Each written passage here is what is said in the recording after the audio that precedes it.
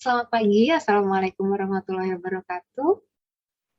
Perkenalkan, nama saya adalah Ratih Pramitasari. Saya dosen program studi S1 Kesehatan Masyarakat di Fakultas Kesehatan Universitas Dianuswantoro. Di sini saya merupakan salah satu dosen pengampu mata kuliah Dasar Kesehatan dan Keselamatan Kerja.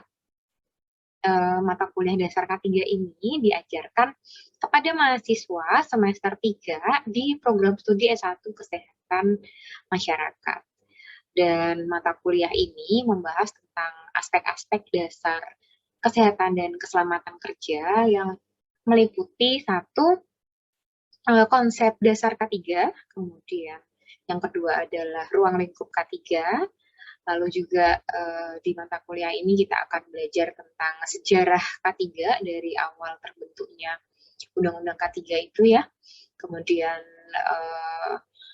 akan dibahas juga keterkaitan antara K3 dengan produktivitas kerja. Lalu akan ada juga pembahasan terkait dengan beban tambahan lingkungan kerja yang terdiri dari faktor fisik, faktor kimia, faktor biologi, faktor ergonomi, dan juga faktor psikologi. Lalu dibahas juga terkait dengan peraturan perundang-undangan K3 yang membahas satu Undang-Undang Induk K3, yaitu Undang-Undang Nomor 1 Tahun 1970, kemudian Undang-Undang tentang SMK3, yaitu tentang SMK3 itu sendiri yang dibahas dalam PP nomor 50 tahun 2012. Ada juga penyakit akibat kerja, yaitu penyakit-penyakit yang disebabkan karena adanya paparan bahaya-bahaya yang ada di tempat kerja. Lalu juga akan membahas tentang keselamatan kerja dan juga kecelakaan kerja. Lalu ada juga higien sanitasi dan housekeeping.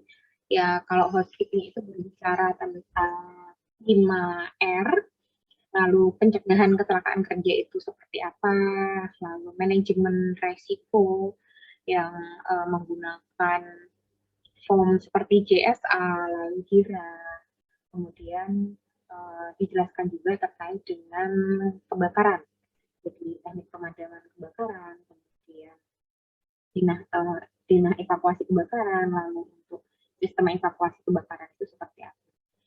Kurang lebih seperti itu untuk materi atau pokok bahasan yang akan dibahas di dalam mata kuliah dasar K3. Nah, lalu capaian pembelajaran mata kuliah atau biasa di tingkat JPMK atau kemampuan yang diharapkan dari mata kuliah ini yaitu mahasiswa mampu untuk satu, menjelaskan, kemudian dua, itu menganalisis, dan terakhir mahasiswa juga diharapkan mampu menerapkan atau mengimplementasikan aspek-aspek K3 yang saya sebutkan di atas tadi di tempat kerja yang sesungguhnya. Lalu untuk materi perkuliahan di dalam mata kuliah K3 disediakan dalam bentuk PowerPoint yang memudahkan dosen untuk menjelaskan kepada mahasiswa. Dan yang kedua, kami juga menyediakan modul pembelajaran yang akan digunakan sebagai pegangan bagi mahasiswa. Dan baik itu PowerPoint maupun modul terkait dengan dasar K3 sudah di-upload di sistem yang disediakan oleh Universitas Dianuswantoro. Nah, itu adalah sistem informasi akademik Udinus atau biasa disingkat SIADIN.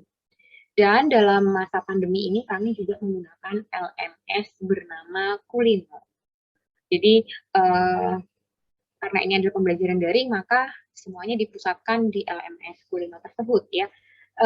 Kegiatan-kegiatan atau aktivitas yang bisa dilakukan di dalam Kulino diantaranya adalah akses untuk masuk ke link perkuliahan daring, kemudian yang kedua adalah pengisian daftar hadir atau presensi, kemudian mahasiswa juga bisa mengunduh materi di situ, lalu kita juga bisa melakukan kuis ya, misalkan kita mau mengadakan pretest dan juga posttest, bisa disetting di Kulino, kemudian kita juga bisa memanfaatkan forum untuk tanya jawab yang dimana nanti ketika forum itu digunakan dan mahasiswa merespon itu sudah secara otomatis masuk ke daftar hadir gitu. Kemudian penugasan juga melalui kulino, lalu ujian tengah semester dan juga ujian akhir semua terpusatkan di kulino. Nah, minimal kehadiran perkuliahan pada dasar K3 yaitu adalah 75%, dan jika kehadiran mahasiswa kurang dari 75%, maka mahasiswa tidak diperkenankan untuk mengikuti ujian akhir semester. Nah, lalu untuk mata kuliah dasar K3 sendiri, ini saya kembali ke dalam pembahasan mata kuliah K3 itu sendiri. Mata kuliah K3 ini merupakan mata kuliah teori dengan bobot 2 SKS, seperti itu. Dan dengan prosentase nilai akhir terdiri dari ujian tengah semester dengan bobot 35%, ujian akhir semester dengan bobot 35% juga, dan terakhir adalah bobot tugas. Bobot tugasnya sebesar 30%, sehingga di sini mahasiswa, karena ini adalah masa pandemi, maka ketika mereka mengalami kendala dalam UTS dan juga UAS, masih bisa tertolong dengan nilai penugasan karena bobotnya yang kurang lebih seimbang. Kemudian untuk penugasan sendiri, karena dia memiliki bobot yang cukup besar di persentase nilai akhir, maka di setiap pertemuan mata kuliah ada penugasan di akhir PPT-nya. Tetapi penugasan itu sifatnya hanya untuk mereview apakah mahasiswa mendengarkan dan juga memahami perkuliahan yang telah disampaikan pada pertemuan tersebut. Nah, kemudian pada minggu berikutnya, penugasan yang telah dilakukan oleh mahasiswa akan dibahas bersama antara kami sebagai dosen dengan mahasiswa, yang tujuannya agar ketika mahasiswa mengerjakan tugas itu tidak merasa sia-sia.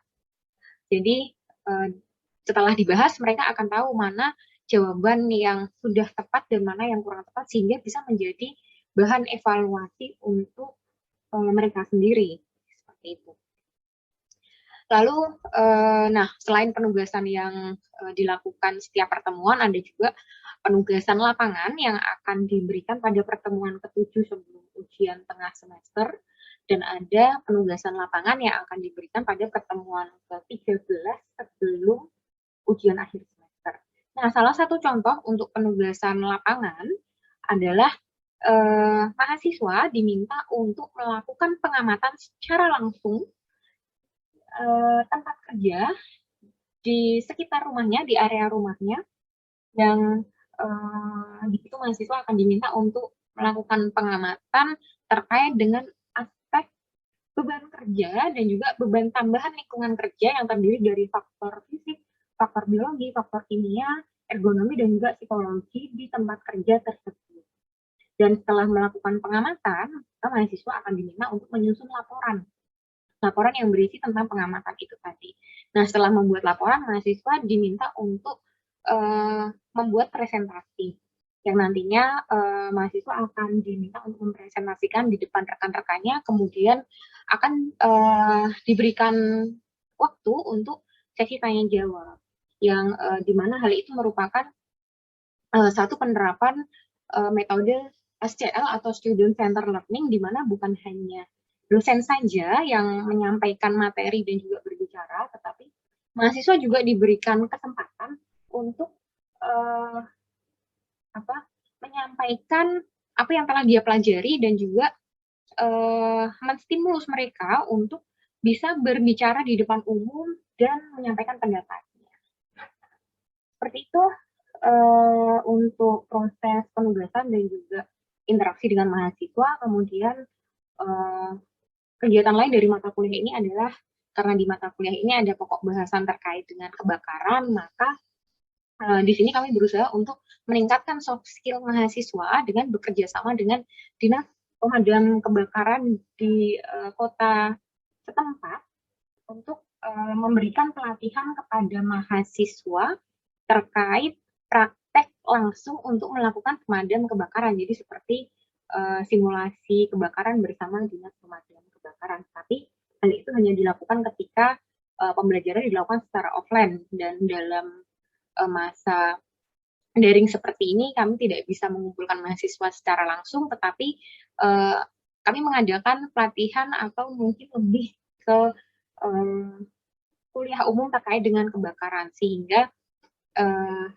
meminimalisir adanya kontak antara mahasiswa dengan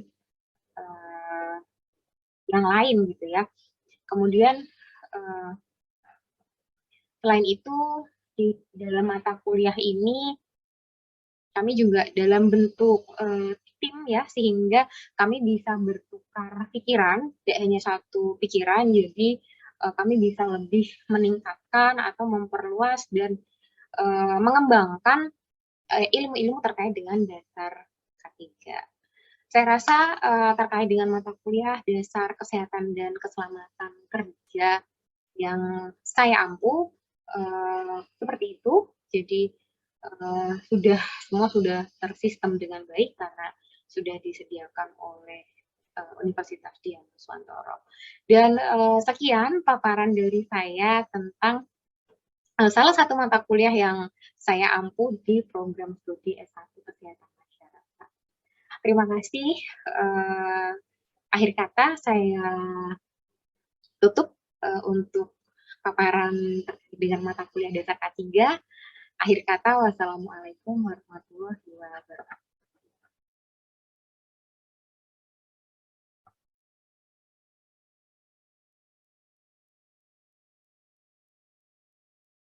Baik, selamat malam rekan-rekan. Assalamualaikum warahmatullahi wabarakatuh. Waalaikumsalam warahmatullahi wabarakatuh. Iya, terima kasih rekan-rekan semua atas kehadiran rekan-rekan di mata kuliah dasar K3 pada pertemuan minggu keempat di malam hari ini ya. Kayaknya masih seger-seger semua ini ya malam-malam. Teman-teman, gimana kabarnya hari ini? Alhamdulillah baik. Alhamdulillah baik, Bu. Alhamdulillah. Sehat semua ya? Sehat semua? Sehat, Bu. Oke, berarti siap untuk menerima materi dengan baik ya. Saya anggap seperti itu agar rekan-rekan dalam menerima materi itu bisa maksimal, karena mestinya kalau kurang sehat silahkan disampaikan juga. Ya, rekan-rekan, sebelum saya mulai untuk materi hari ini, yang materi pertemuan 4 ini di mata kuliah dasar K3 itu akan berbicara tentang faktor ergonomi dan juga faktor psikologi di pekerja di tempat kerja tentunya.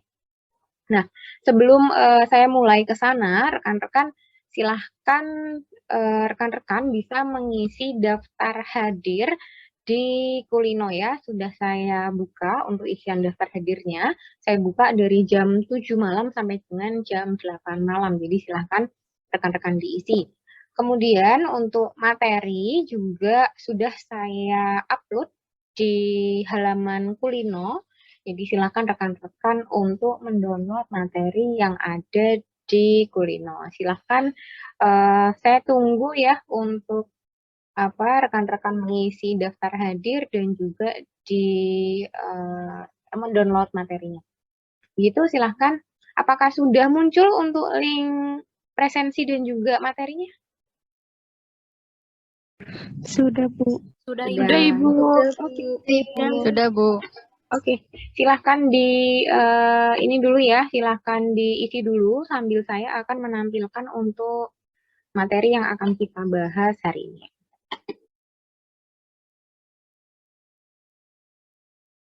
Ya, apakah sudah diisi dan sudah di-download untuk presensi dan juga materinya?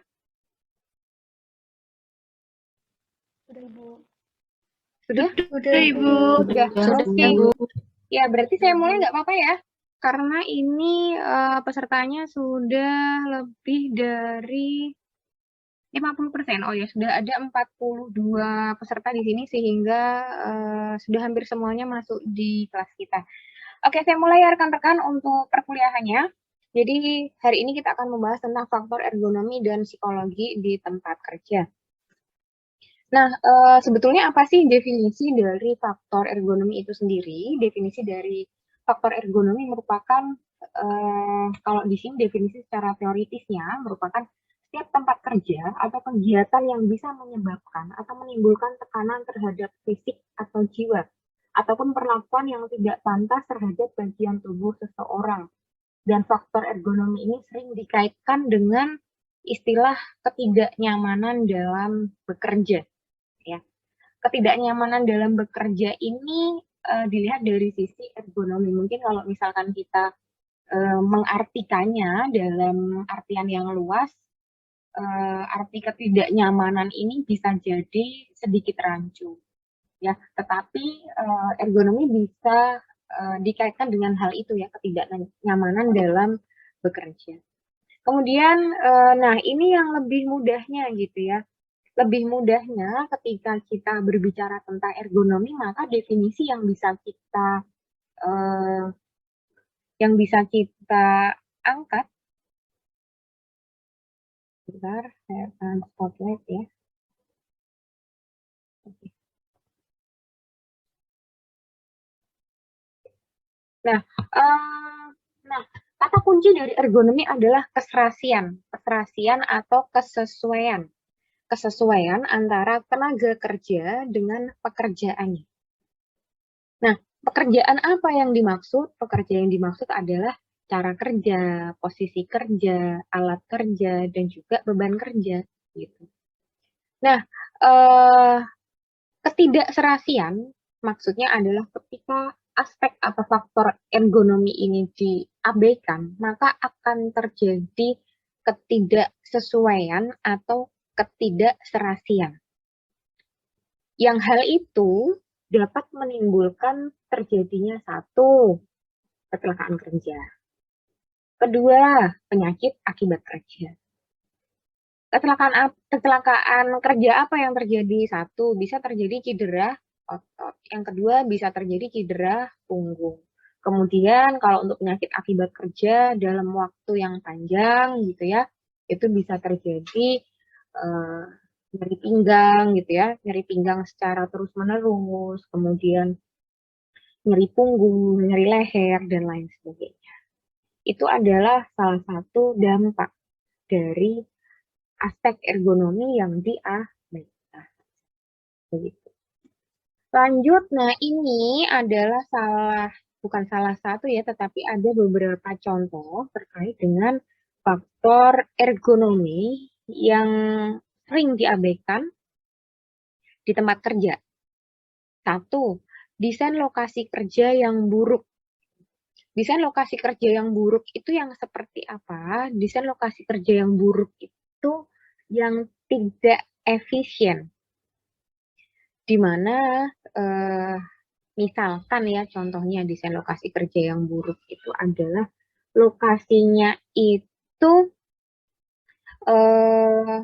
tidak sesuai dengan ukuran dari pekerjanya. Contoh, yang bekerja di sana itu adalah orang-orang Indonesia, gitu ya. Yang bekerja di tempat kerja itu adalah orang Indonesia. Tetapi fasilitas yang disediakan itu adalah ukuran untuk ukuran tubuh orang Eropa misalkan. Maka apa yang terjadi? Yang terjadi adalah pekerja akan merasa tidak nyaman. Karena kan ada perbedaan antara ukuran tubuh orang Indonesia dengan ukuran tubuh orang Eropa. Di mana ukuran tubuh orang Eropa, satu, dia lebih besar. Dua, dia lebih tinggi. Sehingga misalkan pekerja bekerja di tempat kerja yang fasilitasnya itu adalah ukuran orang Eropa, maka misalkan lemari gitu ya. Lemari kalau di Indonesia tingginya paling kurang lebih sekitar 1,9 ya, 1,9 meter atau misalkan 2,1. Nah, kalau lemarinya orang Eropa itu bisa mencapai mungkin 2,5 meter gitu ya. Nah, nanti kalau misalkan ada peletakan barang yang diletakkan di atas lemari, maka orang Indonesia akan mengalami kesulitan untuk menggapainya. Kurang lebih seperti itu salah satu contoh dari desain lokasi kerja yang buruk. Kemudian tata ruang kerja yang buruk. Nah, tata ruang kerja ada kaitannya dengan housekeeping atau tata kelola. Jadi tata ruang kerja yang buruk itu misalkan antar proses atau antar step yang ada di perusahaan dia tidak runtut atau tidak urut. Sehingga misalkan ya dari meja 1, 2, 3, 4, 5 itu seharusnya urut. Nah, tetapi di tempat kerja itu disusunnya nggak urut. Yang pada akhirnya dari meja 1 dia harus ke meja 5, kemudian kembali lagi ke meja 2, lalu pergi lagi ke meja 4, setelah itu baru ke meja 3. Nah, itu adalah tata kelola ruang yang sangat buruk sekali. Karena kan yang namanya dia step atau dia proses seharusnya runtut ya dan urut. Kemudian persyaratan penanganan material berlebihan. Nah, ini penanganan material itu seharusnya sudah ada aturannya, sehingga kalau misalkan dia berlebihan, maka orang yang menangani itu juga akan beresiko mengalami kecelakaan gitu. Karena yang namanya material itu sudah ada ketentuannya. Misalkan material yang diangkat gitu ya, material yang diangkat itu tidak boleh lebih dari tinggi mata kita gitu. Jadi maksimal kalau misalkan pekerja ngangkat kardus ya ukurannya paling nggak di bawah mata gitu ya, semulut atau mungkin sehidung. Kalau misalkan di atas mata, nah si pekerja ngangkat gimana cara lihatnya ya kan?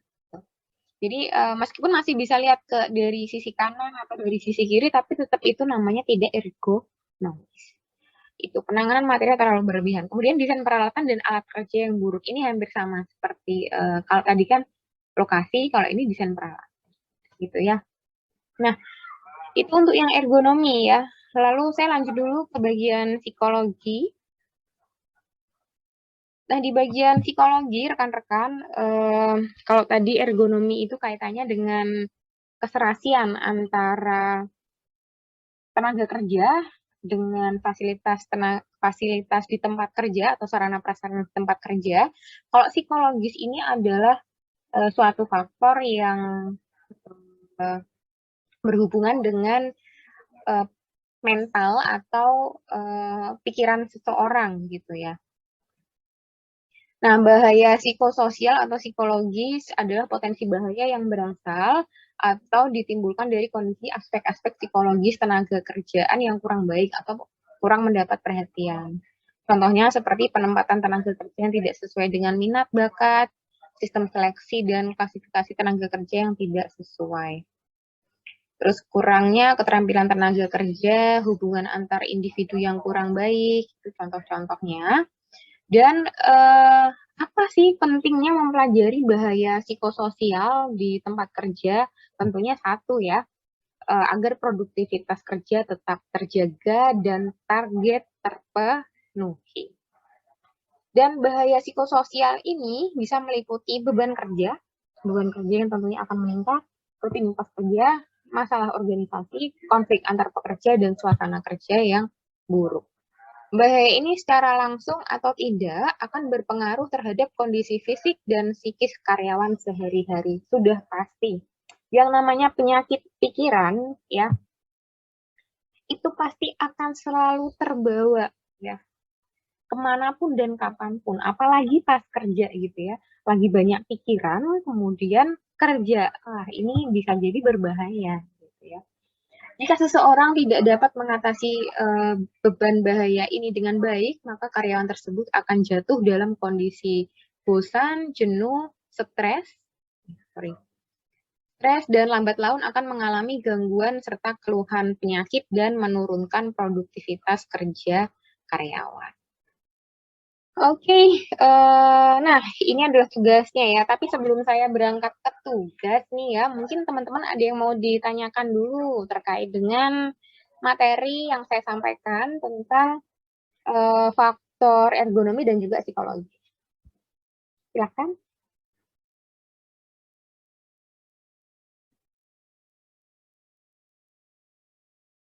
Adakah? Iya, silahkan Ibu, Mbak Angelita. Oh, Naila atau Angelita? Naila, Bu. Oke, Naila, silahkan. Bagaimana cara mengatasi tempat kerja yang memiliki aspek ergonomi yang kurang baik gitu, Bu? Oh, Terima oke. kasih, Bu. Sama-sama Mbak Naila. Saya simpan dulu. Ini tadi Mbak Angelita juga raise hand ini.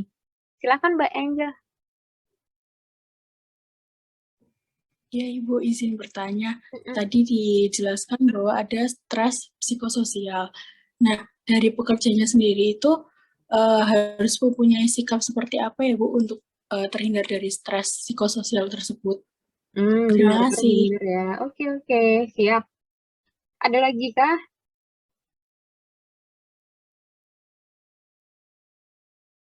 Itu dulu saya jawab ya. Untuk Mbak Naila dan juga Mbak Angel tentunya nanti akan mendapatkan poin karena sudah bertanya ya Mbak Naila dan juga Mbak Angel. Nanti akan saya lihat dari absensinya. Oke, saya jawab dulu punyanya Mbak Naila. Mbak Naila tadi bertanya tentang apa yang harus dilakukan ketika sebuah tempat kerja eh, mengalami ketidaksesuaian dalam aspek ergonomi gitu ya. Nah, tentunya yang harus dilakukan satu, karena tadi berkaitan dengan SOP, maka harus sering dilakukan sosialisasi dan juga pelatihan secara rutin kepada tenaga kerja.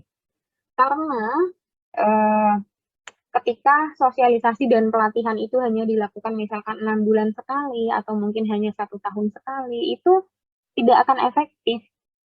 Ya, tentunya selain dilakukan sosialisasi dan penyuluhan secara rutin, harus ditambahkan adanya pengukuran indikator keberhasilan pada setiap sosialisasi dan juga penyuluhan.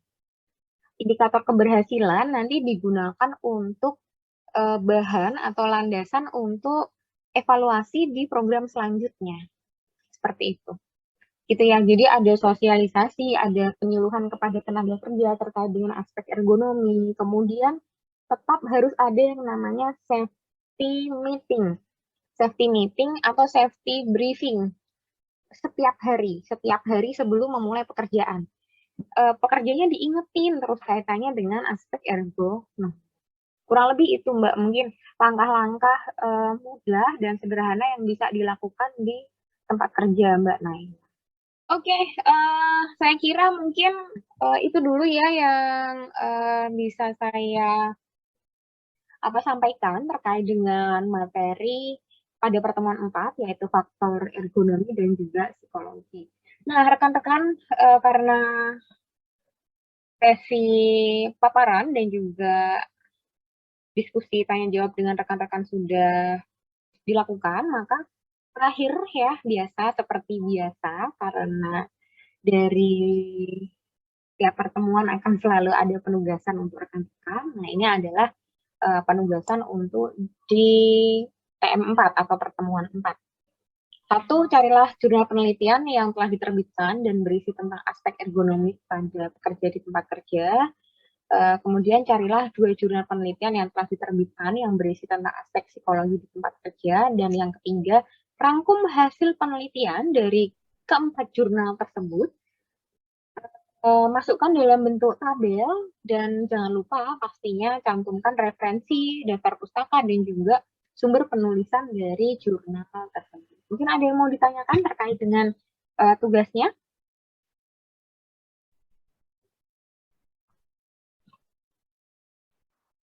Adakah atau sudah cukup jelas semua? Sudah cukup, Bu. Sudah jelas, Bu. Cukup jelas ya, alhamdulillah. Jadi kurang lebih seperti itu rekan-rekan yang bisa saya sampaikan untuk pertemuan hari ini.